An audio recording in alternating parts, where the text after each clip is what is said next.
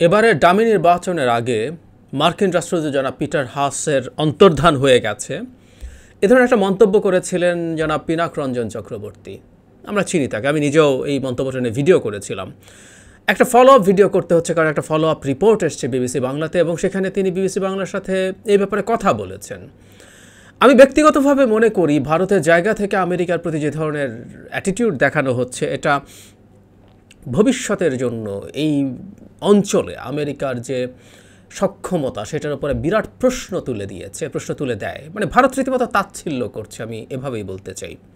কেউ কেউ প্রশ্ন করবেন জনাব পিনাক বলছে বলেই এটাকে ভারতের কথা হিসেবে ধরে নিতে হবে কি না। আমি তার কথাকে আসলে গুরুত্ব দিয়ে দেখতে চাই। একটা ছোট্ট রিক্যাপিচুলেশন করা দরকার আছে, আমাদের মনে থাকার কথা।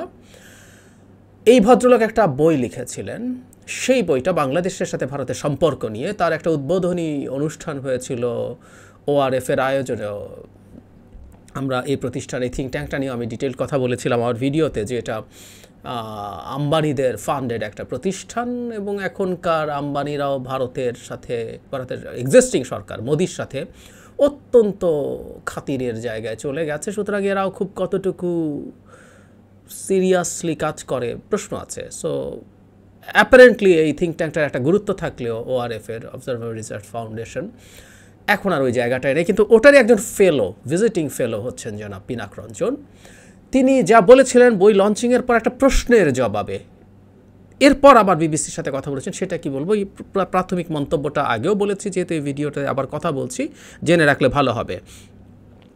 পিনাক বলছিলেন, আমি নিশ্চিতভাবে বলতে পারি ভারতের পক্ষ থেকে তখনই এই কড়া বার্তাটা শুনিয়ে দেওয়া হয়েছিল।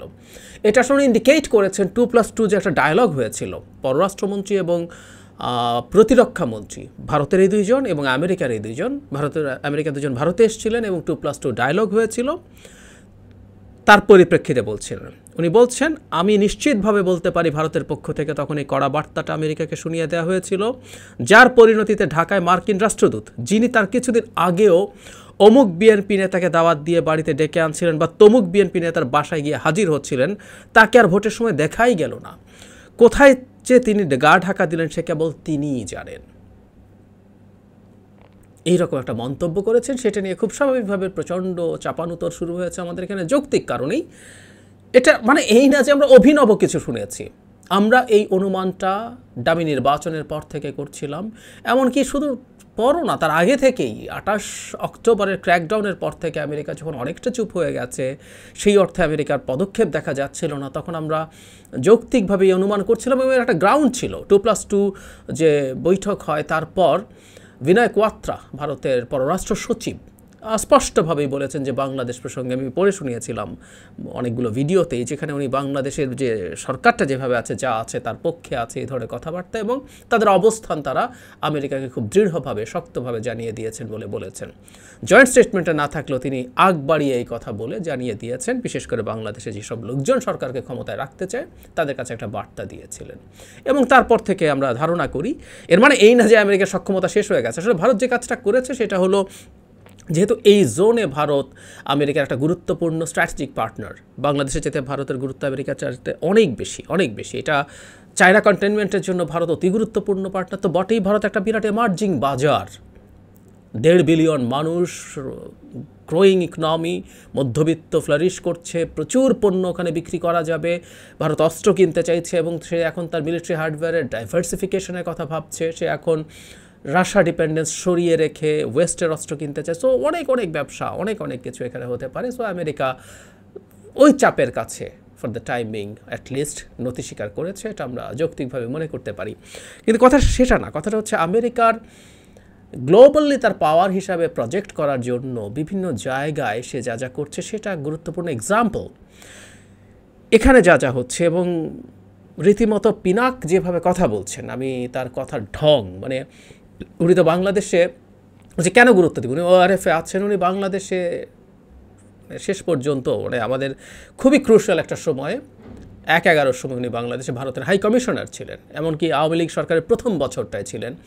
এই বিবিসি রিপোর্টে আছে যে ওই সময় টিপাইমুখ বাঁধ নিয়ে একটা মন্তব্যের জন্য রীতিমতো তার মানে ভারতীয় হাইকমিশন ঘেরাওয়ের চেষ্টা হয়েছিল, তাকে বহিষ্কারের দাবি জানিয়েছিল বিরোধীরা, বিএনপি সহ বিরোধীরা। এই ঘটনাগুলো আছে। সুতরাং এই ভদ্রলোক কেমন বুঝতে পারি, কিন্তু একটা গুরুত্বপূর্ণ লোক এবং বর্তমান ক্ষমতাসীন সরকারের যে বডি ল্যাঙ্গুয়েজ, বিজেপি সরকার যেভাবে কথা বলে, মোদি এবং তার অন্য লোকজন যেভাবে কথা বলে, ওনার মধ্যে ওই ঢংটা আছে। এখন এরকম একটা মন্তব্য করে ফেলার পর কি হতে পারতো যে উনি আসলে আর এটা নিয়ে ক্ল্যারিফাই করছেন না, উনি একটু সরে গেলেন, না একটু বেশি অ্যাগ্রেসিভ হয়ে গেছে। দিনের শেষে আমেরিকা তো আমাদের স্ট্র্যাটেজিক পার্টনার, এক ধরনের বন্ধু ভাব তো আমরা ওপরে দেখাচ্ছি, কিন্তু না, জনাব পিনাক সেই পথে গেলেন না। তিনি অত্যন্ত কঠোরভাবে কথা বলেছেন। উনি কি বলেছেন আমি বলি। আর ওনাকে জিজ্ঞেস করা হয়েছিল আসলে এই যে জনাব পিনাক এই কথা বলেছেন এই প্রসঙ্গে, জনাব মুশফিক ফজল আনসারি, আমরা এই ভদ্রলোকের কর্মকাণ্ড নিশ্চয়ই দেখি, খুবই গুরুত্বপূর্ণ রোল এই মুহূর্তে উনি প্লে করছেন। উনি বিভিন্ন সময়ে বিভিন্ন ব্রিফিংয়ে, জাতিসংঘ বা মার্কিন পররাষ্ট্র দপ্তরের ব্রিফিংয়ে বিভিন্ন গুরুত্বপূর্ণ প্রশ্ন করে সেগুলোর কিছু অ্যাটিটিউড আমরা জানতে পারি। সো ম্যাথিউ মিলারকে উনি এই প্রশ্নটাই করেছিলেন। তখন ম্যাথিউ মিলার জবাব দিয়েছেন যে এরকম কোনো মানে উনি জবাবটা এরকম, এই বক্তব্য সঠিক নয়। সো আমেরিকা যখন এরকম বক্তব্য দিয়েছে সেটার রেফারেন্স দিয়ে জনাব পিনাকের কাছে জানতে চাওয়া হয়েছিল। উনি একেবারেই সরে আসেননি। উনি কি বলছেন, প্রথম কথা হলো, এটা কোট আনকোট বলছি, প্রথম কথা হলো আমি সেদিন কিন্তু নতুন কোনো কথা বলিনি। বাংলাদেশের নির্বাচনের ঠিক আগে সে দেশের মিডিয়াতেই ভুরি খবর বেরিয়েছিল যে হঠাৎ করে মার্কিন রাষ্ট্রদূতকে আর কোথাও দেখা যাচ্ছে না। যারা বাংলাদেশের গণমাধ্যমে নিয়মিত নজর রাখেন তারা সবাই এটা জানেন, আমিও জানি।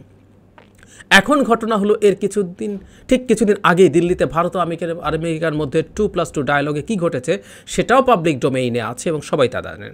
আপনি বলতে পারেন সেই 2+2 বৈঠকের পরই রাষ্ট্রদূতের এই অন্তর্ধান, আমি শুধু 2 4 করেছি। তারপরে আমেরিকা কেন বলেছে সেটার ব্যাখ্যাও উনি দিয়েছেন। আমেরিকা ছাড়ুন, একটা ছোট দেশের সরকারকেও যদি জিজ্ঞেস করা হয় অমুক দেশের কড়া অবস্থানের কারণে কি আপনার রাষ্ট্রদূত গা ঢাকা দিয়েছেন, কেউ কি স্বীকার করবে যে হ্যাঁ সেটা সঠিক?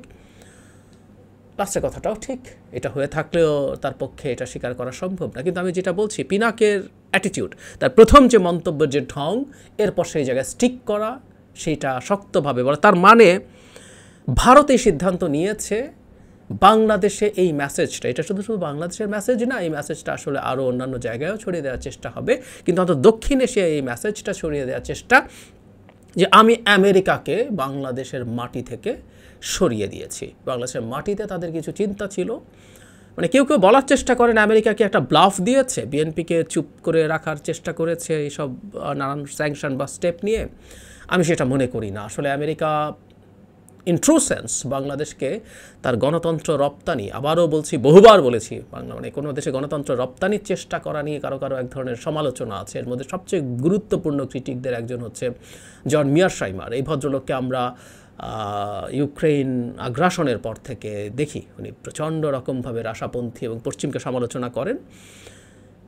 তো উনি খুব সমালোচনা করেন, আরও অনেকেই করেন। কিন্তু এটাকে আমেরিকা যে মানে বাইডেন ডক্ট্রিন এটাকে করার চেষ্টা করেছে, সে তার ক্ষমতায় আসার সময় চেষ্টা করেছে এবং টু সাম এক্সটেন্ট আমি তাদের সাথে সমর্থনও করি। এটা করা দরকার আছে, এটা নিয়ে হয়তো আরেকদিন থিওরিটিক্যাল ডিবেট বা আলোচনা করব। যাই হোক, বাংলাদেশকে সেই টেস্ট কেস হিসেবে নিয়েছিল এবং টেস্ট কেসটা বানিয়ে ফেলা হয়েছিল এবং তার বিপরীতে সরকারের পক্ষে স্বৈরাচারী সরকারগুলো, যারা একেবারে প্রতিষ্ঠিত স্বৈরাচারী সরকার, রাশিয়া চায়না তো আছেই, আর গণতান্ত্রিকভাবে নির্বাচিত স্বৈরাচারী সরকার ভারতও যখন দাঁড়ালো, সো এটা আসলে একটা টেস্ট কেস হিসেবে ফাইনালি দাঁড়িয়ে গিয়েছিল। সো আমেরিকা চেষ্টা করেছে এবং ভারতের অবস্থানের কারণে তাকে শেষ পর্যন্ত সরে আসতে হয়েছে। এটা আমি অন্তত এই যে এক্সপ্লানেশন আছে, আই ডু বাই দিস, আমি নিজেও আগেই এটা প্রেডিক্ট করে ভিডিও করেছিলাম ইলেকশনের পর। কিন্তু এই জায়গায় এসে ভারত আমেরিকাকে তাচ্ছিল্য করছে এবং তাচ্ছিল্য করে সে দক্ষিণ এশিয়ায়, বাংলাদেশেও এত মানুষের সামনে আমেরিকাকে তাচ্ছিল্যের পাত্র করে সে তার বোঝাতে চায় যে সে কত বড় সক্ষম দেশ হয়ে গেছে, তার হ্যাডাম কত বড় হয়েছে সেটা সে প্রজেক্ট করতে চাইছে। এবং এই মেসেজটা ভারত কিন্তু নিজ থেকে ছড়িয়ে দেবে বলে আমি বিশ্বাস করি ইন আদার কান্ট্রিজ, যেখানে আমেরিকা এসেও কিন্তু আমার সাথে পেরে ওঠে নাই এই ধরনের অ্যাটিটিউড। মানে আমেরিকা তো সেই অর্থে খুব সরাসরি অন্য কোথাও এত খেলতে নামে নাই দক্ষিণ এশিয়াতে অন্যান্য দেশে মূলত চায়নার সাথে ভারতের খেলা হচ্ছে এবং সেখানে ভারত প্রায় সব ক্ষেত্রে পরাজিত হচ্ছে। আমি আগেও বলেছি, একটু অফ টপিক হলেও বলে রাখি, আমেরিকা বাংলাদেশ থেকে এইভাবে রিট্রিট করায় চায়নার ঢুকে পড়ার পথ তৈরি হয়েছে এবং বাংলাদেশে বহু মানুষ বসে আছে চায়নাকে ওয়েলকাম করার জন্য। যদিও ব্যক্তিগতভাবে চায়না যে ধরনের শাসন ব্যবস্থার পক্ষে যায়, যেটাকে চালু করতে চায়, যেটাকে পেট্রোনাইজ করতে চায়, তার সাথে আমার ঘোরতর আপত্তি আছে। সমস্যা হচ্ছে এখন ভারতও আমাদের দেশে ঠিক সেটাই করছে, উদ্ভট। যাই হোক, সো এই পোট্রেয়ালটা সে করার চেষ্টা করছে। এখন মানে আমেরিকা এরপর বহু কাজ করেছে, মানে ওদের যে জুনিয়র মন্ত্রীরা এসেছিল, আফতির আক্তার এসেছিল এবং আলিল বাচার এসেছিলেন, একজন নিরাপত্তা উপদেষ্টা। তারপর যারা পিটার হাস রীতিমতো পত্রিকায় কলাম লিখেছেন, অনেকগুলো পত্রিকায় সেটা পাবলিশড হয়েছে, যেখানে বাংলাদেশ থেকে তারা চলে যাচ্ছে না। ওই দুই জুনিয়র মন্ত্রী বিএনপির সাথে দেখা করেছেন, তারা বাংলাদেশের সাথে এনগেজমেন্ট এবং বিরোধীদের সাথে এনগেজমেন্ট, মত প্রকাশ, রাজনৈতিক অধিকার, রাজনৈতিক স্পেস, মানবাধিকার, এগুলো নিয়ে কাজ করবে বলছে। তো এগুলো যতই বলুক না কেন, আমি ব্যক্তিগতভাবে মনে করি ভারতের এই আস্ফালন, জনাব পিনাকের এই আস্ফালন, এটা প্ল্যান করে করা। আমি শিওর এরকম আরও আস্ফালন সামনে ভারতের দিক থেকে আসবে। এই মেসেজগুলোর সামনে আমেরিকার আসলে ওই জনাব ম্যাথিউ মিলারকে প্রশ্ন করলে উনি জবাব দিয়েছেন ধরনের জবাব দেওয়াটা খুব ভালো পারপাস সার্ভ করবে না। রাদার তাদের অফিসিয়ালি এটা ডিল করা উচিত হতো বলে আমি মনে করি, সেটা বাংলাদেশের এম্বাসি হোক, আমেরিকান স্টেট ডিপার্টমেন্ট হোক।